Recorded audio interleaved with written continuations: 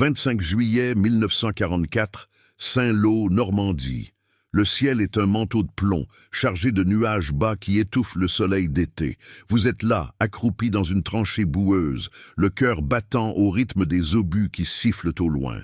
L'air est lourd d'odeurs de terre humide, de poudre brûlée et de transpiration. Autour de vous, les hommes de la 30e division d'infanterie américaine, épuisés, les visages noircis par la crasse, attendent l'ordre. Le sergent-chef Harlan Hank Whitaker, un Texan trapu aux yeux perçants, vérifie son M1 Garand pour la 10e fois, ses doigts calleux glissant sur le métal froid. « Restez calmes, les gars », murmure-t-il, sa voix rauque couvrant à peine le grondement distant des moteurs. Des B-17 Flying Fortress approchent, leur silhouette massive se découpant contre les nuages, un essaim vrombissant qui fait trembler le sol. C'est le jour J de l'opération Cobra, le plan audacieux du général Omar Bradley pour briser les lignes allemandes à l'ouest de Saint-Lô. Après des semaines de combats acharnés depuis le débarquement du 6 juin, les Alliés sont coincés dans un étau de bocage normand, ces haies épaisses qui protègent les positions de la Wehrmacht, comme autant de forteresses naturelles. Bradley, depuis son quartier général à Isigny-sur-Mer, a misé sur une frappe aérienne massive. Plus de 3500 bombardiers lourds, escortés de P-47 Thunderbolt, pour pilonner une zone étroite de 7 km sur 2,5, afin d'ouvrir une brèche pour les Sherman et les tanks du 9e corps blindé. « C'est notre chance de percer », avait-il dit à ses officiers, cartographiant les cibles avec précision sur des cartes froissées. Mais le temps est capricieux, la visibilité nulle, et les pilotes, volant à basse altitude pour éviter les nuages, dépendent entièrement des signaux radio et des fumigènes au sol. Dans la tranchée, le caporal Eddie Ramirez, un gamin de 19 ans du Bronx, serre son casque M1 contre sa poitrine. Le vent porte le crépitement de la pluie fine qui s'infiltre partout, transformant la boue en une pâte collante qui aspire les bottes. « Sergent, vous entendez ça ?» demande-t-il, pointant vers le ciel. Les moteurs des B-24 Liberator rugissent maintenant comme un orage approchant. Leurs 4 moteurs Pratt & Whitney Twin Wasp crachant une symphonie mécanique. Whitaker hoche la tête, son visage buriné par des mois de bataille. Il sait que les bombes doivent tomber à 250 mètres devant les lignes alliées sur les positions de la 2e division SS Das Reich et de la 352e division d'infanterie allemande.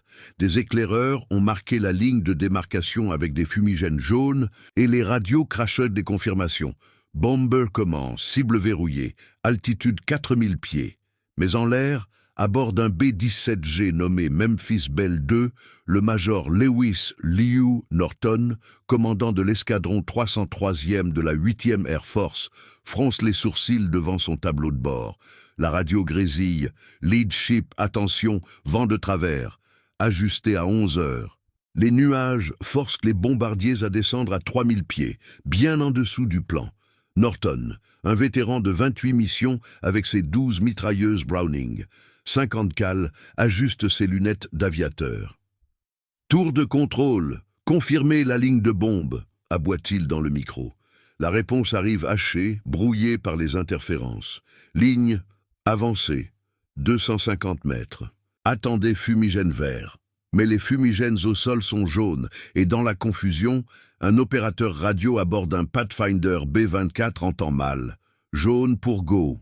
Répétez, jaune pour larguer. Sur le sol, la tension monte. Les hommes de la 9e division d'infanterie, juste derrière la 30e, se préparent à l'assaut.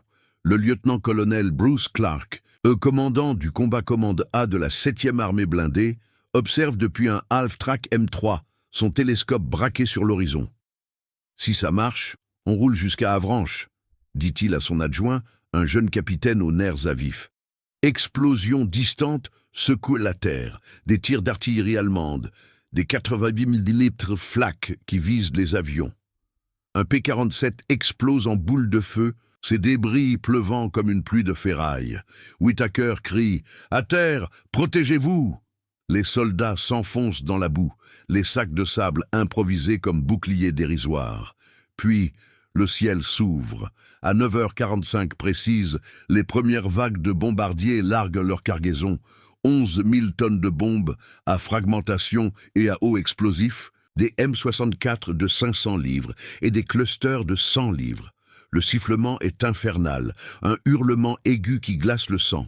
Vous le sentez, ce frisson dans l'échine, comme si le monde entier retenait son souffle. Les bombes tombent, mais pas là où elles devraient. Une erreur de communication, un décalage de quelques degrés dans la navigation inertielle des Norden Bombsights et les salves dévient. Au lieu de frapper les Allemands, elles s'abattent sur les lignes alliées. La première explosion déchire l'air à 50 mètres de la tranchée de Whitaker. Une gerbe de terre et de membres volants. « C'est nous, ce sont nos bombes !» hurle Ramirez, les yeux écarquillés d'horreur. Le chaos s'installe, les B-17 volent en formation serrée, leur queue mitraillée par les FW-190 allemands qui percent les nuages. Norton, dans son cockpit, voit les marqueurs au sol flou. « Bombez, larguez tout !» ordonne-t-il, ignorant le doute qui le ronge. Sur Terre, les ondes de choc font voler les hommes comme des poupées de chiffon. Un obus de 1000 livres pulvérise un bunker américain, tuant instantanément une platoon entière de la 3e compagnie. Whitaker est projeté en arrière, ses tympans bourdonnant, du sang coulant de son nez. « Arrêtez-les! Signaux d'arrêt !» crie-t-il, agitant des fusées verts et rouges, mais les avions, à 300 km/h, ne voient rien dans la fumée montante. Les minutes s'étirent en éternité, vague après vague, 350 bombardiers dans la première passe, puis 600, puis plus, déversent l'enfer. Les champs de blé normand se transforment en cratères fumants, les haies en éclats de bois. Le général Leslie McNair, l'observateur en chef de l'armée américaine, venu du front pour assister au spectacle, est vaporisé par une bombe directe, son corps méconnaissable au milieu des décombres. Ramirez rampe vers un camarade éventré, les mains tremblantes sur une plaie béante. « Tiens bon, Eddie, les secours arrivent !» ment Whitaker, mais il sait que c'est faux. Plus de 100 d'hommes gisent déjà, mutilés ou morts, et les chiffres grimperont à 111 tués, 490 blessés. Les Allemands, eux, observent depuis leur position, riant de l'erreur alliée qui affaiblit l'ennemi de l'intérieur. Tandis que les derniers avions s'éloignent, leurs moteurs s'estompant dans le lointain, un silence oppressant s'installe, brisé seulement par les gémissements des blessés et le crépitement des incendies. Bradley, informé par radio depuis son PC, serre les poings. Une tragédie, mais on avance. Les tanks roulent sur les corps de leurs frères d'armes et la brèche s'ouvre enfin. Mais à quel prix? Whitaker, couvert de boue et de sang, lève les yeux vers le ciel qui s'éclaircit. Quelque chose a mal tourné dans les ondes radio, un message perdu qui a scellé des destins. Et tandis que l'assaut commence, on se demande: était-ce vraiment une erreur ou le début d'une chaîne de secrets plus sombres? Si vous voulez suivre d'autres récits comme celui-ci, abonnez-vous à la chaîne. Les tanks Sherman du 9e corps blindé grondent à travers les cratères encore fumants, leurs chenilles écrasant les herbes calcinées et les débris épars de ce qui fut un champ normand paisible. Il est 10h30, le 25 juillet 1944, et l'air vibre d'une odeur âcre de cordite et de chair brûlée qui colle à la gorge comme une poix. Vous avancez avec eux, le cœur serré, sentant la vibration du sol sous vos bottes boueuses, tandis que les survivants de la 30e division se relèvent tant bien que mal, les yeux hagards, les uniformes déchirés tachés de sang séché. Le sergent Whitaker, une entaille fraîche barrant son front, aide Ramirez à se redresser. Le gamin du Bronx vomit tripes et boyaux contre une haie déchiquetée, son casque cabossé roulant dans la gadoue. « Bouge-toi, Eddie, on y va !» grogne Whitaker, sa voix éraillée par la poussière. Autour d'eux, les brancardiers de la 2e division médicale courent, leurs sacs à morphine claquant contre leurs flancs, ramassant les blessés hurlants qui supplient pour une piqûre ou une balle miséricordieuse. Le général Bradley, dans son poste de commandement improvisé à bord d'un Jeep Willis MB garé sous un pommier tordu, écoute les rapports radio qui crépitent comme des coups de feu. Son visage, marqué par l'insomnie, et les décisions impitoyables se durcissent. Perte confirmée, 111 morts, dont McNair. Dieu est son âme, murmure-t-il à son chef d'état-major, le colonel Edwin Sibert, qui note frénétiquement sur une carte chiffonnée. L'opération Cobra, ce marteau censé fracasser la ligne allemande, a failli se retourner contre eux. Mais Bradley n'hésite pas. C'est un soldat, forgé dans les plaines du Missouri, habitué aux paris risqués. Ordre aux blindés, avancez sur Avranches, pas de temps pour les regrets. Les moteurs des M4 Sherman rugissent en réponse, leurs canons de 75 mm pivotant vers l'ouest, où les positions de la Panzer Lehr Division attendent, affaiblies mais pas brisées. Dans les airs, le major Norton guide son B-17G vers la base d'Angleterre, les ailes tremblant sous les trous de balles des FW-190. La radio de bord est un chaos de voix chevauchées. Lead ship, rapport de mission, cible touchée, mais anomalie au sol. Norton essuie la sueur de son front, ses gants de cuir imprégnés d'huile et de peur. Il repense à ce message haché, ce jaune pour go qui a tout déclenché. Était-ce un opérateur de la 8e Air Force à Torpabots qui a mal entendu? Ou un brouillage allemand, ces maudits opérateurs de la Luftwaffe avec leurs appareils Lorenz qui sèment la confusion dans les fréquences VHF? Norton secoue la tête, fixant l'horizon laiteux de la Manche. En bas, sur le sol normand, les éclaireurs de la 29e division d'infanterie marquent les flancs de l'avancée avec des fumigènes blancs, guidant les vagues suivantes de P-47 qui mitraillent les nids de mitrailleuses MG-42 allemandes. Au cœur du chaos, le lieutenant-colonel Clark, depuis son half-track, dirige le combat commande A.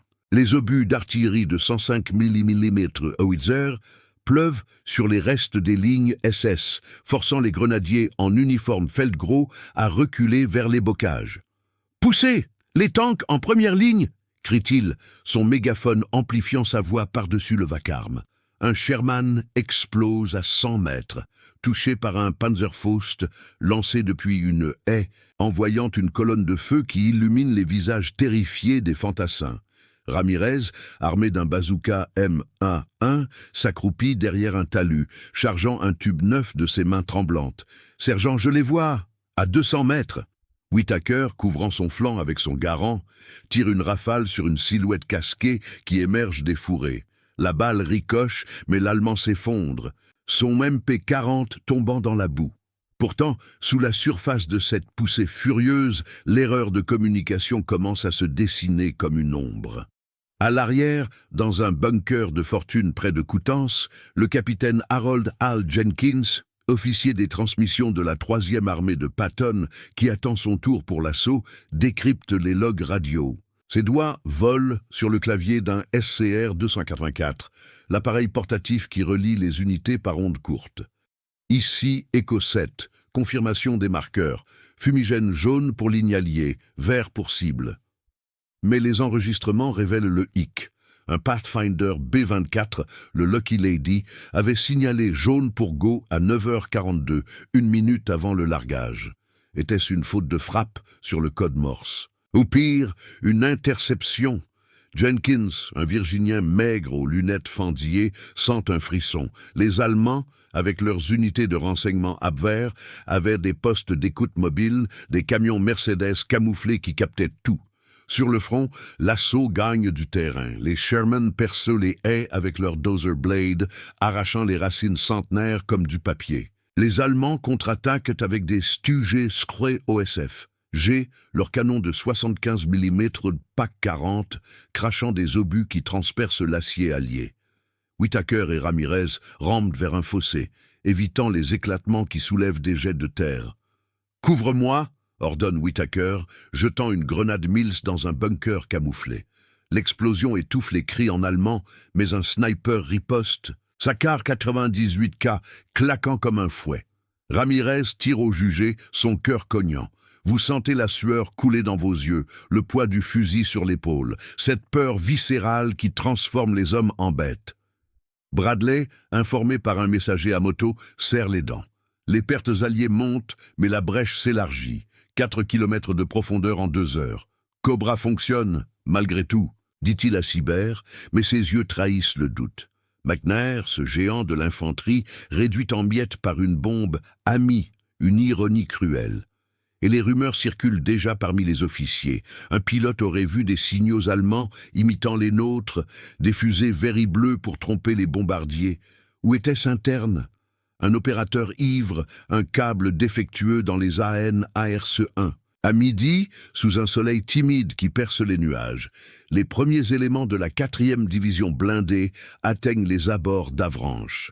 Les Allemands fuient, abandonnant leur PAC 40 et leur Half-Track SD KFZ 251. Whitaker, épuisé, s'adosse à un arbre calciné, allumant une Lucky Strike d'une main tremblante. Ramirez, bandé à l'épaule, fixe l'horizon. « Sergent, pourquoi nos avions ?» Whitaker hausse les épaules, exhalant la fumée âcre. « Une erreur, gamin, mais les erreurs tuent. » Dans l'ombre des bocages, un officier SS, le Hauptsturmführer Karl von Richter, observe la retraite par ses jumelles Zeiss, un sourire froid aux lèvres. Il sait pour les brouilleurs radio ces secrets que l'Abwehr a semés comme des mines.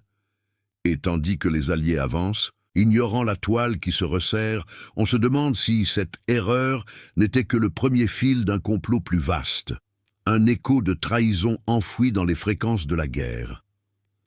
Midi passé, le 25 juillet 1944, les routes poussiéreuses menant à Avranches se transforment en un fleuve d'acier et de chair. Les chenilles des M4 Sherman mordent la terre normande, soulevant des nuages de poussière qui piquent les yeux et s'infiltrent dans les poumons comme une brûlure sèche. Vous marchez à leur côté, les jambes lourdes de fatigue, sentant le grondement des moteurs diesel qui fait vibrer vos os, tandis que l'odeur de caoutchouc brûlé et de métal chauffé se mêle à celle persistante de la mort récente. Le sergent Whitaker, une cigarette Lucky Strike consumée entre les lèvres, guide son peloton vers l'avant, son M1 Garand en bandoulière, les yeux scrutant chaque ombre dans les bocages rasés par les bombes. Ramirez, l'épaule enveloppée d'un bandage improvisé imbibé de sulfa, titube à ses côtés, son bazooka traînant dans la boue. « Sergent, vous croyez qu'on va s'arrêter là ?» demande-t-il d'une voix chevrotante, jetant un regard en arrière vers les cratères encore fumants, où gisent les corps de leurs camarades. Non, l'avance ne s'arrête pas.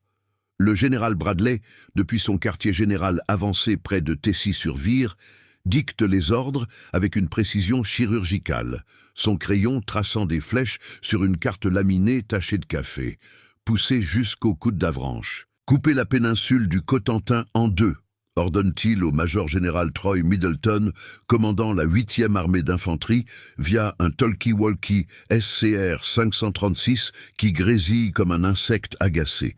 Middleton, un Virginien bourru aux tempes grisonnantes, acquiesce dans son bunker de commandement, entouré d'officiers penchés sur des téléscripteurs qui crachent des bandes de papier couvertes de codes. L'opération Cobra, malgré son baptême du feu tragique, porte ses fruits. Les lignes allemandes craquent, la 352e division d'infanterie recule en désordre, laissant derrière elle des carcasses de Half-Track C KFZ. 250 calcinés et des caisses de munitions abandonnées, prêtes à être pillées par les GI assoiffés. Mais sous cette poussée triomphale, les ombres de l'erreur s'allongent. L'arrière, dans un camion radio GMC CCKW, camouflé sous des filets de verdure, le capitaine Jenkins fouille les enregistrements avec une obsession grandissante. Ses lunettes glissent sur son nez en sueur, tandis qu'il déroule les bandes magnétiques du système de transcription automatique, un appareil expérimental de Bell Labs qui capture les échanges VHF. « Écoutez ça », murmure-t-il à son sergent des transmissions, un New-Yorkais nerveux nommé Kowalski, qui mâchonne un chewing-gum pour masquer l'odeur de peur. La voix du Pathfinder B-24 Lucky Lady jaillit, hachée. Echo 7, marqueur confirmé. Jaune pour ligne alliée. Attendez, non, vert pour cible. Répétez. Puis l'interruption. Un sifflement strident, comme un brouillage intentionnel, suivi d'une voix déformée. Jaune pour go, larguez. Jenkins fronce les sourcils, son crayon tapotant la table de fortune. Ce n'était pas un simple malentendu. Les fréquences 100-156 MHz utilisées par la 8e Air Force étaient vulnérables aux interférences, et les Allemands, avec leur station de brouillage Wasserfall, pouvaient imiter n'importe quel signal. Sur le front, l'assaut s'intensifie. Les tanks du Combat Command B, menés par le colonel William Hague, forcent le passage à travers un verger dévasté, leurs canons de 76 mm tirant des obus perforants sur un convoi de Volkswagen Kübelwagen qui fuit vers le sud. Explosions assourdissantes secouent de l'air, projetant des éclats de shrapnel qui sifflent comme des guêpes enragées. Whittaker plonge derrière un muret effondré et tire en Ramirez par le col. À couvert, mortiers allemands, un 81 mm Nebelwerfer, ses orgues de Staline hurlant, déverse une salve de roquettes qui labourent le sol à 30 mètres, soulevant des jets de terre et de pierre qui piquent la peau comme des aiguilles. Ramirez, le souffle court, charge son bazooka d'un tube M6A3, ses mains glissantes de sueur. « Je les ai, sergent, à 150 mètres, derrière la haie. » Il vise, presse la détente. La fusée fuse dans un trait de feu, percutant un bunker camouflé où des grenadiers de la 17e SS Panzergrenadier tirent au MG-34. L'explosion noie les cris en un rugissement sourd, mais un éclat ricoche, entaillant la joue de Whittaker qui jure en texan. Tandis que les combats font rage, Bradley reçoit un rapport urgent du colonel Sibert. Les pertes montent à 600 blessés supplémentaires, et les rumeurs d'espionnage circulent comme une traînée de poudre. Général, les logs radio montrent une anomalie. Possible interception par l'Abwehr, dit Sibert, son visage pâle sous la lumière jaunâtre d'une lampe à huile. Bradley, assis sur un tabouret pliant, allume un cigare, son regard perçant fixé sur la carte. Il se souvient des briefings à Londres, où le Chaef avait averti des agents allemands infiltrés, des saboteurs en civil qui écoutaient des fréquences avec des récepteurs portatifs FUG-16. Envoyer une équipe de contre-espionnage, interroger les opérateurs de la 8e Air Force à leur retour, ordonne-t-il, sa voix un murmure d'acier. En Angleterre, à la base de Molesworth, le Major Norton atterrit son B-17G, les roues rebondissant sur la piste herbeuse. Les mécaniciens grouillent autour de l'avion, réparant les impacts de 20 pellets Beto Hurlicon des FW-190. Mais Norton, les épaules voûtées, se dirige droit vers la salle de débriefing. « J'ai entendu le signal. Jaune pour go. C'était clair comme de l'eau de roche », confie-t-il au capitaine d'interrogatoire, un officier de l'OSS aux yeux froids. L'officier note, mais ses soupçons se portent ailleurs. Un opérateur radio de la base, un jeune sergent originaire du Midwest, avait accès au code. Était-il un traître ou juste un gamin épuisé? De l'autre côté des lignes, le Hauptsturmführer von Richter, tapi dans un poste d'observation près de Granville, ajuste ses écouteurs sur un récepteur Thorn. FU. D. Captant les ondes alliées comme un prédateur. Son unité de renseignement, la 621e compagnie Funk, avait semé le chaos avec un simple émetteur mobile, imitant les fréquences pour inverser les signaux. « Die Alliierten Blut durch ihre eigene Hand », ricane-t-il à son adjoint, un lieutenant aux cicatrices de brûlure, tandis qu'ils observent les Sherman progresser. Les Allemands contre-attaquent sporadiquement. Un Jagdpanzer Kark 70 surgissant d'un bois pour abattre 2 tanks alliés d'un obus de 75 mm, mais la marée est irrésistible. À 14 heures, les premiers éléments de la 4e division blindée touchent Avranches, forçant le pont sur la C sous un déluge de feux de mortier. Les GI, couverts de poussière et de sang, hissent le drapeau Stars and Stripes sur un clocher en ruine, mais la joie est tempérée par les questions. Jenkins, de retour à son camion, croise un message codé d'un agent de l'OSS, suspect interne confirmé, opérateur radio, 8e Air Force, liens familiaux en Allemagne. Son cœur s'emballe. L'erreur n'était pas un accident, mais une trahison. Un fil tendu par l'ennemi à travers les ondes invisibles. Whittaker, essuyant le sang de sa joue, ramasse un casque allemand cabossé, y trouvant une carte froissée marquée de positions alliées. « Regardez ça, Eddie, il savait !» Ramirez hoche la tête, les yeux emplis d'une rage sourde. Vous sentez ce froid dans le ventre, cette prise de conscience que la guerre n'est pas seulement des balles et des bombes, mais des murmures traîtres qui voyagent plus vite que la lumière. Tandis que le soleil décline sur Avranches, illuminant les décombres d'une lueur orangée, les tanks roulent plus loin, ignorant que l'ombre de la trahison s'étend, prête à frapper à nouveau dans les fréquences silencieuses de la nuit. Le soleil couchant du 25 juillet 1944 teinte les ruines d'Avranches d'une lueur sanguine, comme si le ciel normand saignait pour les erreurs du jour. Vous êtes là, au milieu des décombres, le souffle court, sentant la poussière âcre s'infiltrer dans vos narines, tandis que les échos des combats s'estompent en un murmure distant. Les rues étroites, bordées de maisons éventrées par les obus, grouillent de geais épuisés qui fouillent les gravats à la recherche de munitions ou de souvenirs ennemis.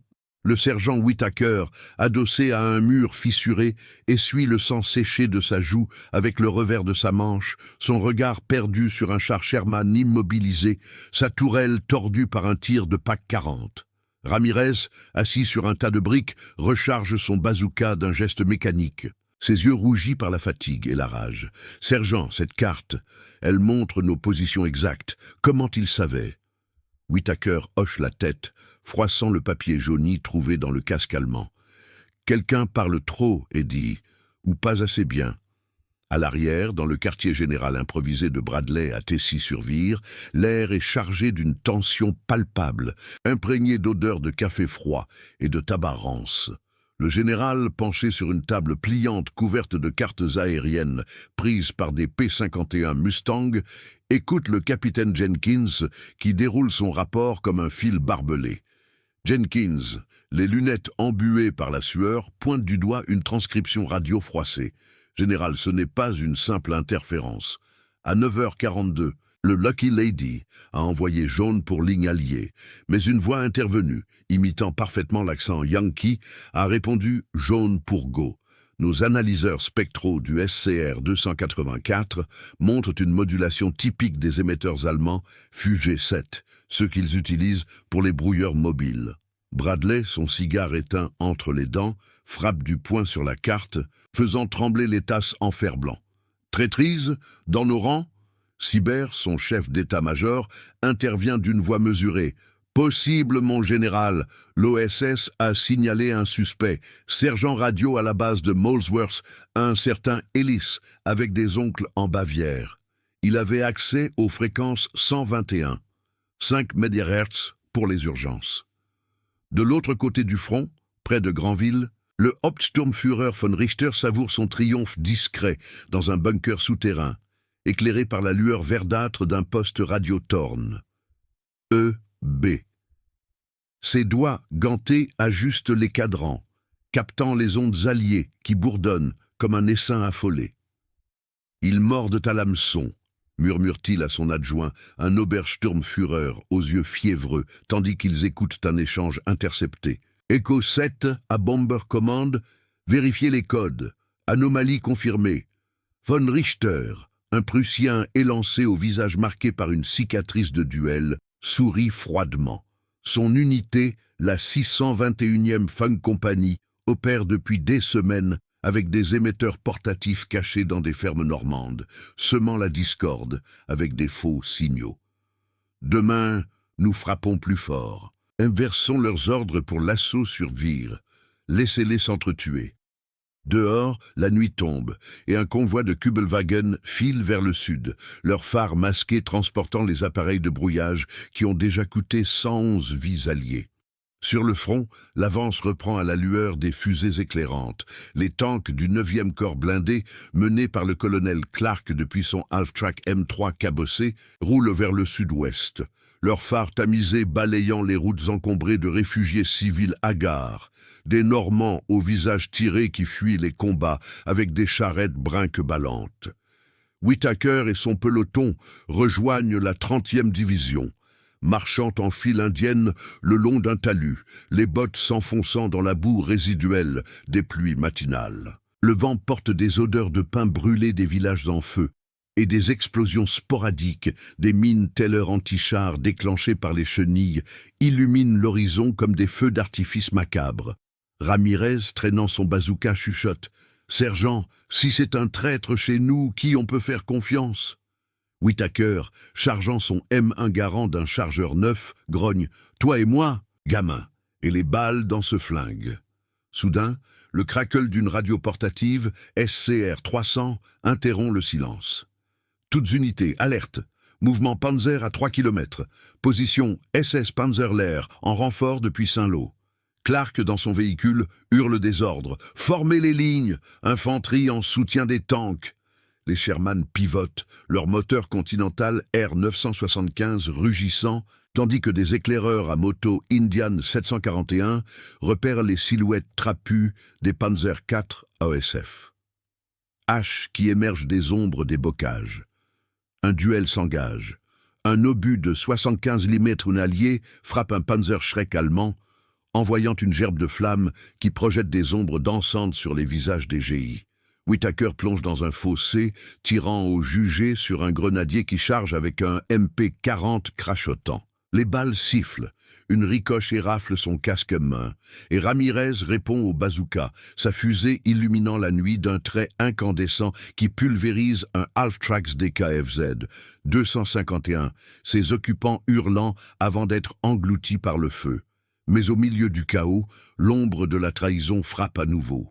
À bord d'un P-47 Thunderbolt de l'escorte aérienne, le capitaine Jack Thunder Harlan, un pilote de la 56e Fighter Group, capte un signal radio fantôme.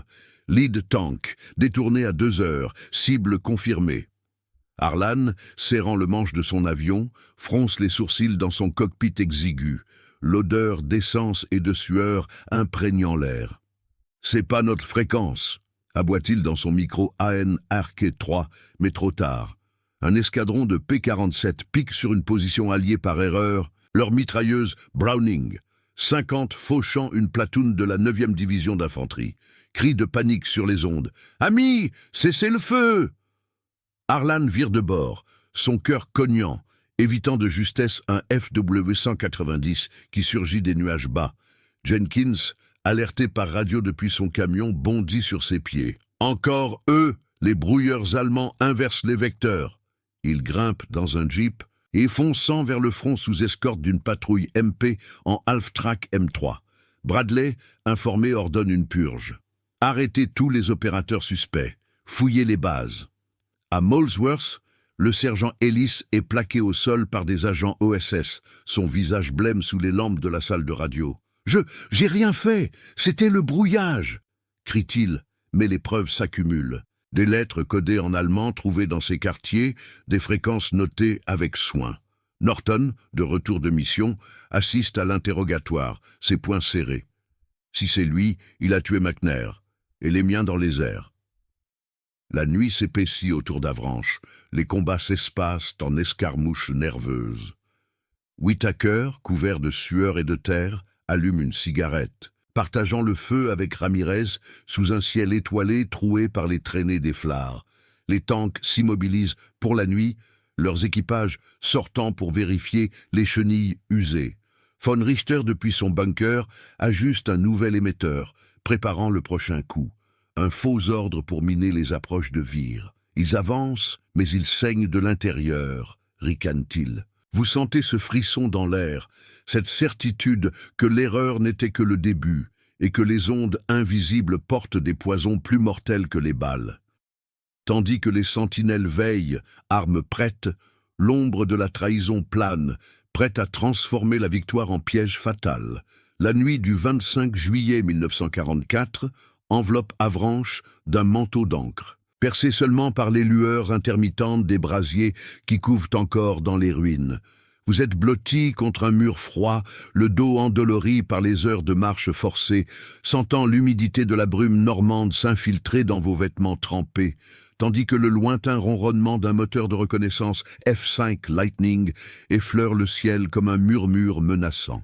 Le sergent Whitaker, accroupi près d'un feu de camp improvisé avec des débris de bois, tire sur sa Lucky Strike. La braise illuminant par intermittence son visage buriné, marqué par une nouvelle cicatrice qui suinte sous le bandage. Ramirez, enveloppé dans une couverture kaki déchirée, fixe les flammes d'un air absent, son bazooka M1A1 posé comme un talisman inutile à ses côtés. « Sergent, vous entendez ces craquements, comme si la terre respirait », murmure-t-il, sa voix chevrotante brisée par le froid qui raidit ses os. Autour d'eux, le camp de la 30e division d'infanterie bourdonne d'une activité fiévreuse, malgré l'épuisement qui colle les hommes à la boue comme une seconde peau. Des brancardiers de la 101e compagnie médicale transportent les derniers blessés sur des civières improvisées, leurs cris étouffés par des bouchons de morphine qui ne masquent pas la douleur. L'odeur âcre de désinfectant se mêle à celle du ratatiède servi dans des gamelles en fer-blanc, un mélange fade de haricots en conserve et de pain dur. Whittaker expire une bouffée de fumée, chassant les ombres de son esprit. C'est les mines, Eddie, et les fantômes de ceux qu'on a enterrés aujourd'hui. Dors un peu, demain on pousse sur Vire. Mais le sommeil fuit, hanté par les échos de cette erreur radio qui a fauché leur rang comme une fausse invisible. À l'arrière, dans le quartier général de Bradley à Tessy-sur-Vire, transformé en un labyrinthe de tentes kaki, éclairé par des lampes à acétylène qui projettent des ombres dansantes sur les murs de toile, le capitaine Jenkins travaille sans relâche. Ses doigts, noircis par l'encre des téléscripteurs, décryptent les bandes magnétiques du SCR 284 sous la surveillance d'un officier OSS au regard d'acier, un certain Major Harlan Reed, envoyé de Londres, avec un mandat pour traquer les ombres. « Regardez ici, Major », dit Jenkins d'une voix tendue, pointant une courbe oscillante sur un analyseur spectral improvisé, un appareil Bell Labs qui grésille comme un insecte piégé. À 9h42, le signal du Lucky Lady éclaire, jaune pour ligne alliée. Puis, cette modulation, une fréquence parasite à 122 MHz, typique des émetteurs FUG-16 allemands. Quelqu'un a injecté un faux Go avec un accent parfait, indétectable sans nos outils. Reed, un homme sec aux tempes grisonnantes, hoche la tête, allumant un Chesterfield qui emplit la tente d'une fumée âcre. Et le sergent Ellis, à Molesworth, ils l'ont coffré, des lettres en code trouvées dans sa paillasse, adressées à une tante à Munich. Mais je parie que c'est la pointe de l'iceberg. L'Abwehr a des cellules dormantes partout. Bradley, assis à une table de fortune couverte de cartes aériennes récentes, des photos en noir et blanc montrant les cratères de l'opération Cobra comme des plaies béantes, écoute le rapport avec un calme olympien qui masque la tempête intérieure. Son uniforme froissé porte les traces de la journée. Une tache de boue sur la botte, une épaulette déformée par les heures, penchée sur les plans. Si c'est une opération coordonnée, on a un ver dans le fruit, grogne-t-il au colonel Sibert, qui verse du café noir dans une tasse ébréchée.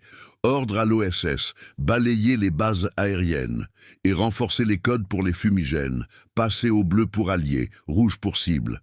Sibert acquiesce, notant sur un bloc-notes, mais ses yeux trahissent l'inquiétude. La 8e armée d'infanterie avance, oui, mais à quel prix si les ondes sont empoisonnées? Dehors, un convoi de jeeps Willis MB file dans la nuit, leurs phares masqués guidant une équipe de contre-espionnage vers les positions avancées, où les radios portatives SCR 300 risquent de devenir des traîtres. Près de Granville, sous la lueur d'une lune voilée qui argent les vagues de la Manche, le Hauptsturmführer von Richter orchestre son réseau depuis un camion radio Mercedes-Benz L3000 camouflé sous des branches de chêne. L'air salin porte l'odeur de l'iode et de la poudre froide, tandis que ses opérateurs, des hommes aux visages émaciés par les rations maigres, ajustent les antennes directionnelles de leurs tornes. D, captant les murmures alliés comme des confessions volées. Écoutez-les paniquer, ricane von Richter, ses bottes cirées claquant sur le plancher métallique, entendant les écouteurs à son Obersturmführer adjoint, un Autrichien nommé Klaus Berge. La voix de Jenkins jaillit, déformée par les interférences, anomalie confirmée. Possible Abwehr. Von Richter ajuste un cadran, activant un brouilleur Wasserfall qui siffle comme un serpent. Parfait. Demain, à l'aube, nous inversons leurs ordres pour l'assaut sur Vire. Envoyez un faux signal. Tank, détourné à l'est. Embuscade SS confirmée. Laissez les Sherman rouler dans nos pièges. Berger hoche la tête, chargeant un chargeur pour son Walter P-38 au cas où des patrouilles alliées approcheraient. Leur unité, la 621e Funk Company, n'est pas une force de frappe, mais un scalpel dans l'ombre, taillant dans les liens invisibles qui unissent l'ennemi. À l'aube du 26 juillet, alors que le soleil naissant perce les brumes, l'assaut reprend avec une fureur renouvelée. Les tanks du combat commande A, menés par le lieutenant-colonel Clark depuis son half-track M3 brinque-ballant, grondent sur la route de Vire, leurs chenilles broyant les pavés disjoints et les charrettes abandonnées par les civils. Vous avancez avec eux, le cœur battant au rythme des obus de 105 mm qui labouraient les flancs des bocages, sentant la vibration du sol qui remonte dans vos jambes comme un avertissement. Whittaker, en tête de son peloton, serre son M1 Garand, ses yeux plissés, scrutant les haies rasées. « Restez groupés, pas de héros !» aboie-t-il à Ramirez, qui porte un chargeur supplémentaire pour son Thompson SMG, prêt à couvrir les flancs. Soudain, la radio SCR 300 de l'officier de liaison craque. « Comment A, alerte, embuscade à l'est, position Panzer l'air, dérouté immédiatement !» Clark, dans son véhicule, jure, pivotant le canon de son half-track vers l'est. « Exécutez, infanterie, suivez les tanks !» Mais c'est un piège.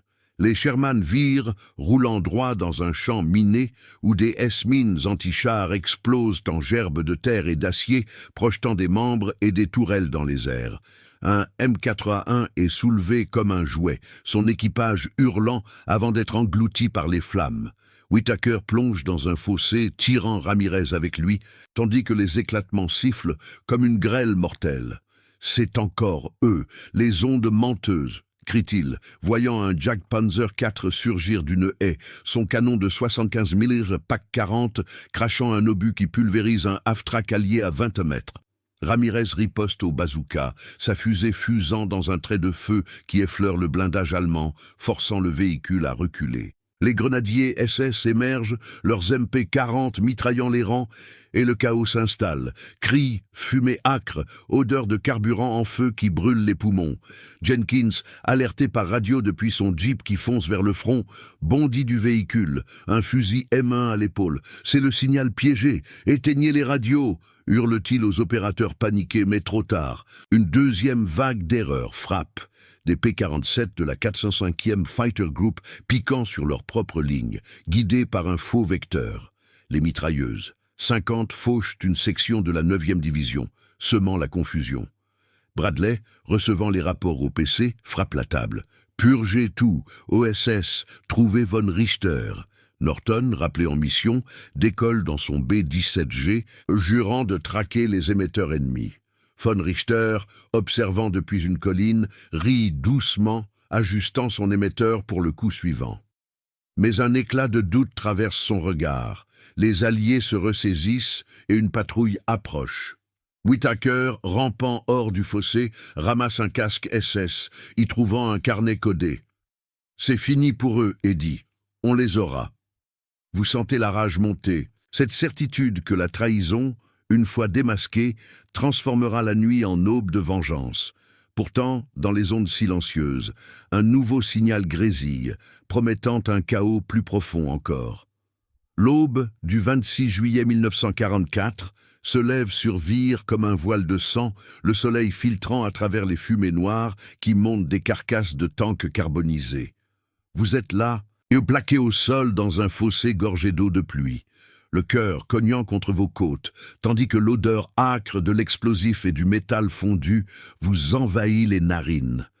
Un goût métallique sur la langue. Les explosions résonnent encore, écho d'un piège radio qui a transformé l'avance en massacre. 5 Sherman du combat commande agissent éventrés, leurs chenilles tordues comme des serpents morts, et les cris des blessés percent la brume comme des lames. Le sergent Whittaker, le visage barbouillé de boue et de sang frais d'une égratignure au front, rampe vers Ramirez, qui halète contre le talus, son bazooka vide à ses pieds. « Tiens bon, gamin, les secours arrivent. » murmure-t-il, sa voix rauque couvrant à peine le crépitement des flammes qui dévorent un half-track M3 à 10 mètres. Ramirez, les yeux vitreux, serre une grenade Mills dans sa main tremblante. C'était encore les ondes, sergent, ils nous ont eus comme des rats. Autour d'eux, le front est un chaos de silhouettes courbées. Les survivants de la 30e division d'infanterie se regroupent, leur M1 Garand braqué sur les ombres des bocages où les grenadiers SS de la Panzerlehr se terrent encore, leur MG-42 claquant comme des frelons enragés. Le lieutenant-colonel Clark, sorti de son véhicule fumant, hurle dans son SCR-300. « Toutes unités, ignorez le dernier signal, c'est un piège, revenez sur axe principal. » Mais le mal est fait, 20 morts de plus, des boys du Midwest fauchés par leur propre P-47, guidés par un fantôme radio. Dans le ciel, les moteurs des Thunderbolt grondent en s'éloignant, leurs pilotes, confus, jurant dans leur cockpit imprégné d'essence et de sueur. Le capitaine Harlan, dans son avion cabossé, capte enfin la vérité sur les ondes. C'était un faux, brouillage ennemi, RTB immédiat. Il vire vers l'ouest, laissant derrière lui un sillage de regrets. À l'arrière, dans le camion radio GMC CCKW qui tangue sur les routes défoncées, le capitaine Jenkins serre les dents, ses lunettes fendillées glissant sur son nez en sueur. Avec l'équipe OSS menée par le major Reed, il triangule le signal traître, une émission à 122 MHz, direction Granville, signature des émetteurs Fugé 16. C'est von Richter, grogne Reed, son fusil Thompson prêt, tandis que la Jeep fonce sous escorte d'un half-track M3 armé de mitrailleuses. 50. Sa 621e Funk Company opère depuis des semaines. Neutralisez-les avant qu'ils ne sèment plus de morts. Bradley, informé par messager à moto depuis son PC à Tessy-sur-Vire, ordonne sans hésiter « Frappez fort ». Et pour Ellis, l'OSS le transfère à Londres. S'il parle, on aura la toile entière. Le général, les yeux rougis par une nuit sans sommeil, fixe une photo aérienne des cratères de Cobra, se rappelant McNair vaporisé par une bombe amie. Cette guerre se gagne dans les ombres autant que sur le terrain, murmure-t-il à Sibert, qui prépare un nouveau code pour les fumigènes, bleu pour alliés, orange pour cible. Près de Granville, le Hauptsturmführer von Richter sent le piège se refermer. Dans son camion Mercedes L3000, camouflé sous des filets de camouflage, l'air est lourd d'odeur d'huile chaude et de tabac bon marché, les opérateurs affolés roulant les bandes magnétiques de leurs tornes. Fu. D. Ils approchent, patrouille à 2 km. Siffle l'Obersturmführer Berger, chargeant son MP40 d'un geste fiévreux. Von Richter, impassible, éteint l'émetteur Wasserfall d'un clic sec. Détruisez tout. On file vers le sud, mais trop tard. Les phares masqués des jeeps alliés perçant la brume matinale, et un éclat de 50 déchire l'air, pulvérisant l'antenne directionnelle. Reed bondit le premier, son Thompson crachotant une rafale qui fauche un opérateur allemand au visage blême. « Rendez-vous » hurle-t-il en anglais teinté d'accent bostonien, mais von Richter riposte avec son Walter P38, touchant un agent OSS à l'épaule. Une grenade Mills explose sous le camion, projetant des débris enflammés qui illuminent la nuit finissante. La fusillade est brève et brutale, balles sifflantes entre les arbres, odeur de cordite se mêlant à celle de la terre humide. Berger s'effondre, une balle dans la poitrine, son corps roulant dans une flaque boueuse. Von Richter, acculé contre la portière défoncée, lève les mains, son visage prussien pâle sous la lueur des flammes. « C'est fini », dit-il en allemand fluide, mais Reed, couvrant Jenkins qui sécurise les documents, carnet codé listant des fréquences alliées et des positions précises, le menotte avec des menottes standards US. Vous avez tué des centaines avec vos murmures. Parlez, et peut-être que le juge sera clément. Von Richter ricane, crachant du sang. L'erreur de Cobra? Juste le début. L'Abwehr a des yeux partout. Les agents fouillent le camion, saisissant les émetteurs et les cartes qui révèlent une cellule dormante. Le sergent Ellis n'était qu'un pion, contacté par un agent infiltré à la base de Molesworth. Sur le front de Vire, l'assaut se réorganise sous un ciel qui s'éclaircit. Whitaker et Ramirez, couverts de terre et de sueur, rejoignent les lignes reconstituées. Les tanks survivants. 3 M4A3 Sherman renforcés, pivotant pour l'axe principal. Pas de radio sans vérification double, ordonne Clark, son mégaphone amplifiant sa voix par-dessus le ronron des moteurs Continental. Les P-47 reviennent, cette fois guidés par des signaux optiques. Fumigènes bleus au sol, larguant des bombes sur les nids SS avec une précision vengeresse. Un Panzer IV OSF H explose en boule de feu, ses obus de 75 mm inutiles contre l'acier allié. Ramirez, rechargé, tire une fusée bazooka qui achève un Jack Panzer tapi, sentant la vibration de l'impact remonter dans ses bras comme une délivrance. « Pour les gars de Cobra », grogne-t-il, et Whitaker hoche la tête, tirant une rafale sur un sniper qui bascule d'une haie. À midi, Vire tombe. Les GI hissent le drapeau sur les ruines de l'église, les cloches endommagées teintant un glas irrégulier. Bradley, apprenant la capture de Von Richter par radio, expire un souffle de soulagement dans son bunker, allumant un cigare frais. La brèche est ouverte. Patton prend le relais demain. Les pertes totales de Cobra montent à 1000, un tribut lourd pour une erreur née d'ondes empoisonnées, mais l'avancée vers la poche de falaise s'accélère, coupant les Allemands en deux. Jenkins, de retour au PC avec les preuves, débrief. Von Richter avoue. L'Abwehr visait à semer la paranoïa, forcer les Alliés à douter de leur propre ligne. Reed, pensant son épaule, ajoute « Et Ellis ?» Il craque. Des paiements en marque suisse pour des infos mineures, amplifiées par les brouilleurs. La nuit tombe sur la Normandie libérée, un silence relatif seulement brisé par les gémissements des blessés et le bourdonnement des générateurs. Whitaker et Ramirez partagent une ration C, jambon en conserve et biscuits secs, près d'un feu mourant, le sergent fixant les étoiles. C'était pas juste une erreur, Eddie, c'était la guerre dans ce qu'elle a de plus sale, des voix qui mentent plus fort que les canons. Ramirez hoche la tête, bandant une plaie à la jambe. Vous sentez ce poids dans la poitrine, cette leçon gravée dans la boue. Les triomphes naissent des trahisons démasquées, mais les cicatrices persistent, invisibles comme les fréquences qui ont failli tout briser.